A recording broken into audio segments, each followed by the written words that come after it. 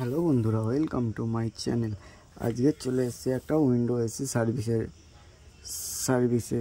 যেহেতু window AC এটা 1.5 টনের এসি সার্ভিস করতে এসে কোনো রিমোট পাইনি, কিছু পাইনি, বলছে সার্ভিস করে দাও। যাই হোক, টিপে টিপে পাওয়ার সুইচটাও খারাপ করে ফেলেছে।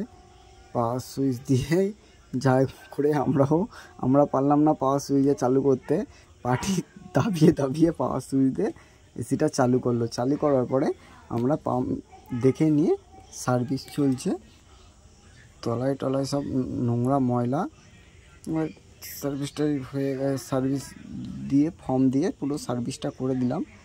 করে দেওয়ার পরে ঠান্ডা একেবারেই আসছিল না, পুরো জাম ছিল, দুই দিকে কুলিং কয়েল পুরো জাম ছিল। যেহেতু ফর্ম দিয়ে সার্ভিস করে আবার ফিটিং করা হলো, লাস্টে ঠান্ডা ভালোই হচ্ছিল।